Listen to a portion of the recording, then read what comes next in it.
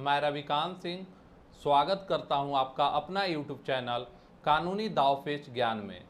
मेरे एक सब्सक्राइबर का सवाल था कि सर अगर कोई प्रॉपर्टी बाप या दादा के नाम से है तो उसे अपना नाम से कैसे करवावे।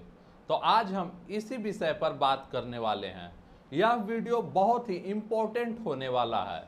वीडियो को शुरू करें इससे पहले मेरा आप सबसे रिक्वेस्ट है, अगर आप मेरे YouTube चैनल पे नए हैं और चैनल को सब्सक्राइब नहीं किए हैं तो चैनल को सब्सक्राइब करके बेल आइकन का घंटी प्रेस कर दे, जिससे कि मेरा आगे आने वाला हर इम्पोर्टेंट लीगल इंफॉर्मेशन की जानकारी आपको मिलता रहे।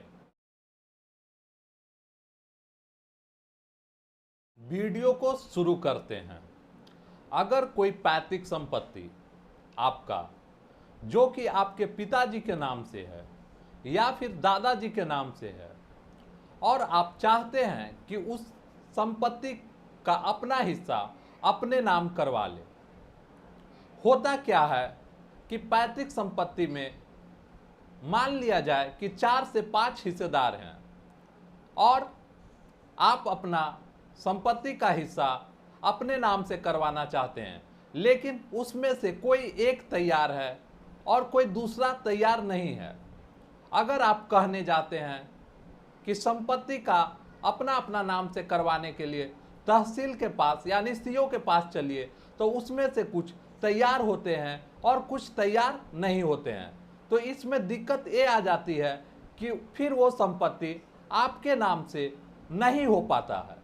आज मैं आपको एक आसान रास्ता बताने जा रहा हूं कि आप कोर्ट के द्वारा अपना हिस्सा यानी आपका उस संपत्ति में जितना शेयर बनता है उतना आप कैसे ले सकते हैं या फिर उसको आप कैसे अपना नाम से करवा सकते हैं। चाहे इसमें बाकी के हिस्सेदार तैयार हो या ना हो, इससे कोई लेना देना नहीं है। तो अब हम आते हैं पॉइंट पर कि आपको करना क्या है। तो पहले जो प्रॉपर्टी है उसमें जितने भी हिस्सेदार हैं उसका एक सर्टिफाइड कॉपी निकाल ले रेवेन्यू डिपार्टमेंट में जा करके।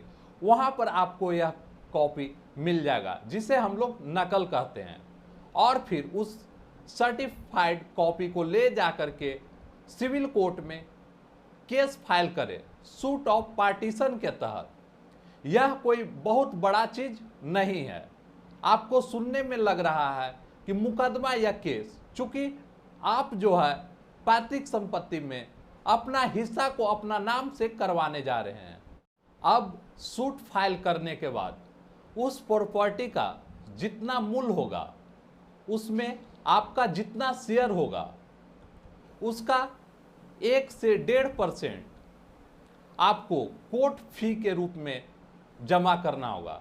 जैसे कि मान लिया जाए कि उस संपत्ति का 40 लाख मूल्य है और उसमें 4 हिस्सेदार हैं, तो आपका जो शेयर हुआ वो 10 लाख हुआ।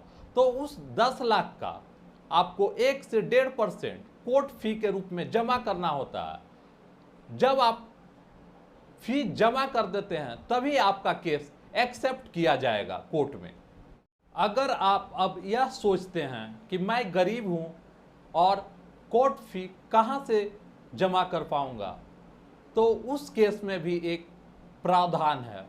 ऑर्डर 33 CPC में यह राहत दिया गया है कि आप कोर्ट फी नहीं भी जमा कर सकते हैं, लेकिन उसके लिए आपको एक कोर्ट में आवेदन देना होगा और एफिडेविट लगाना होगा और यह साबित करना होगा कि आप कोर्ट फी जमा करने के लायक नहीं हैं। तो आपको ऑर्डर 33 CPC के तहत कोर्ट फी जमा करने से छूट दिया जा सकता है। अब केस करने के बाद कोर्ट जो है वो जांच करवाएगी कि उस संपत्ति में आपका हिस्सा है कि नहीं। चूंकि वो पैतृक संपत्ति है तो इसमें आपका हिस्सा तो होगा ही, इसमें कोई दिक्कत की बात नहीं है। कोर्ट ये सब जांच करवाती है कि उस संपत्ति में आपका कितना हिस्सा होगा। अब कोर्ट से उस प्रॉपर्टी में जितने भी हिस्सेदार हैं उन सभी के पास एक नोटिस जाएगा बुलाने के लिए, और फिर वो सब अगर कोर्ट आते हैं तो उनकी भी सारी बात को सुना जाएगा क्योंकि उस संपत्ति में उनका भी अधिकार है। और उनके सारी बात को सुनने के बाद कोर्ट जो है वो लिख करके किसका कहाँ कहाँ हिस्सा होता है वो सारा दे देगी, और फिर आप उसके आधार पर सभी का अपने अपने जमीन से मोटेशन हो जाएगा और फिर सब अपने अपने नाम से रसीद कटवा सकते हैं। आपके मन में यह प्रश्न आ रहा होगा कि कोर्ट के नोटिस देने के बावजूद अगर बाकी के हिस्सेदार नहीं आते हैं तो क्या होगा? तो कोर्ट जो है वो बार बार नोटिस नहीं देगी। कोर्ट जो है वो 2 से 3 बार नोटिस देने के बाद भी अगर जो बाकी के हिस्सेदार नहीं आते हैं तो यह आपके लिए फायदे का विषय है। उस केस में कोर्ट जो है आपके पक्ष में फैसला दे देगी और यह ऑर्डर पास कर देगी, और उस ऑर्डर के आधार पर फिर आप अपना हिस्सा उस प्रॉपर्टी में जितना आपका शेयर पड़ता है उसे अपने नाम से मोटेशन करवा सकते हैं और उसका रसीद अपने नाम से कटवा सकते हैं।